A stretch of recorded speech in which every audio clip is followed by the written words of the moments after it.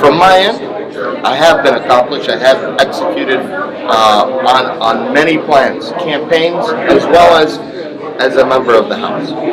In my district, it's a 50-50 district, 52% district. I've dealt with the campaign, I've dealt with the other side attacking, and I've been able to overcome all of those issues because of hard work, diligence, and a strong game plan.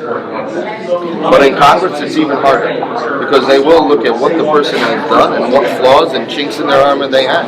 Whether it's being appointed to a board and not showing up, whether it's having lost elections in the past for whatever reason. And when you look at these things, you have to say, who is going to be the candidate that wins?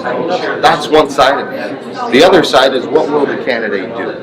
Does the candidate have the experience and wherewithal? And I can tell you that I have, being in the House for 6 years, chairing the Judiciary Committee, chairing the Law and Justice Committee, taking on big issues like child sexual assault reform, taking on big issues like the opioid crisis and our broken mental health system. I'm the current Senate Majority Floor Leader here in Michigan. I was elected to that position by my colleagues in Lansing, and I was elected by unanimous vote. Everybody, in the Senate agreed that I was the right person for the job.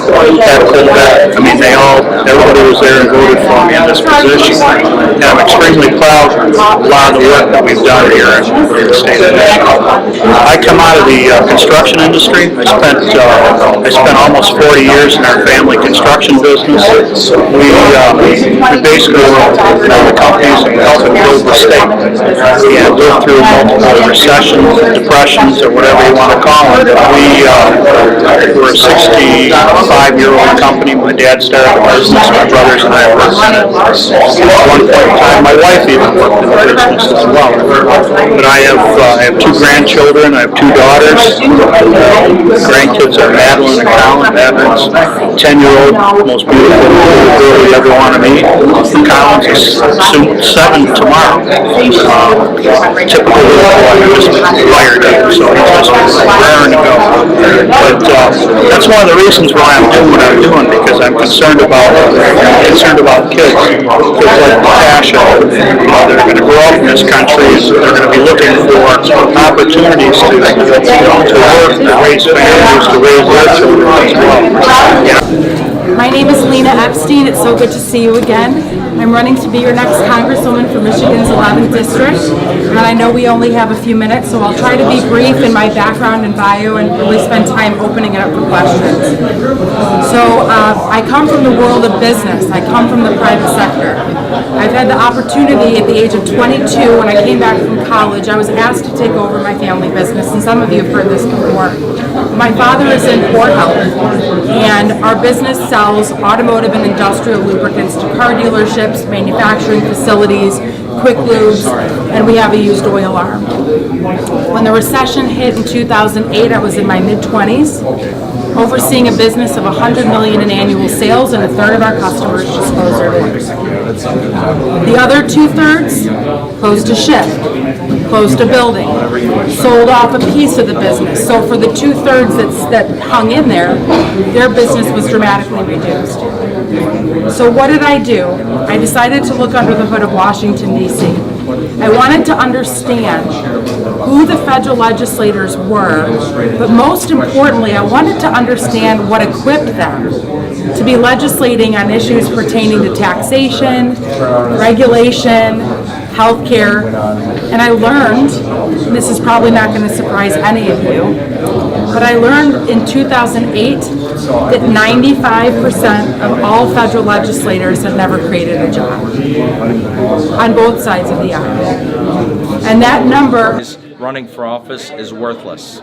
Unless you're running with a mission, it's another candidate, another political broken promise.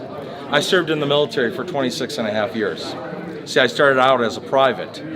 I didn't start off as an officer, but once I made the rank of sergeant, I was approached to become a drill sergeant, but I wanted to become an officer. So I basically went on and became an officer in the United States Army. I did 2 combat tours, earned the Bronze Star Medal in one of those combat tours in the Somali regional state. and that was part of the Operation Enduring Freedom. So I served in the military, and I'm the only candidate running that actually has combat and command experience. Out of all of that being said, when I left the military, my general at Fort Living Room, my wife, as I like to call her, the general of Fort Living Room, was the one that basically came to me and said, all right, it's time to focus on our business and in the family and our child. And what was really interesting is she helped me start a business. And out of all the candidates, I'm the only candidate standing before you that actually owns and operates and started our own business. We're a $28 million gross sales, automotive and defense logistics and supply chain company. So, and we're headquartered in Troy, Michigan, but we do supply chain management throughout the United States, and not trucks, but the actual movement of parts and sequencing and subassembly and so forth. That's what we do locally and throughout the country. Our largest client is General Motors. Our smallest client is Dana and Akabono. So we have a potpourri of different companies that we work with. Besides the business and besides the military, let me tell you why I'm running. Now, I love the candidates that are here, but I feel that if I felt comfortable with any of them running, I wouldn't be running. We really do. And yeah, I was very much involved. My comment was, problem with immigration is that the Democrats want the votes, the Republicans want the cheap labor. Nothing will get done. I said that 6 years ago. It's a matter of record. And the reason I said that is because one of my best friends is a former INS agent. It's 33 years. Andy Lynch. He fills me in on everything. I went down, met Brian Terry's brother and his family, talked to them. I talked to Border Patrolman. It's kind of interesting because Chapitz was with me. But for some reason, I like to kind of step aside instead of giving, they give us the dog and pony show, you know what I'm talking about? Dog and pony show? I kind of step out, have my cigarettes, talk to the policeman one-on-one. It's amazing the truth you can find when you step out of that, role as a congressman. I'm here to find out what's going on. Tell me the facts as a real person. And I found that I think it's a combination of asking intelligent questions as well as having a nice personality. And I have to have a personality because my looks are just terrible. I probably, of all the candidates, I have the least amount of money and probably the ugliest. So I don't have a problem with it. It is what it is, right? Did you enjoy this? I did enjoy it. It was so interesting. All the candidates were so great. I like it. Thank you. Okay, then. Thank you. I enjoyed it. It was very I informative. thought it was valuable to meet these candidates face to face, not only to understand what their positions are, but to feel their energy and their passion. Okay, well, thank you. Thank you. My name is Joe, and I thought this was a great event. I think most of the candidates did a good job and made the best person win. All right, thank you. I just wanted to say it was good to hear all the candidates' backgrounds, where they came from, and what their purpose is, why they wanted to run, and their focus, what is their main objective. It was very good. Okay, well, thank you. My name's Renee. Okay, Renee, what did you think of this?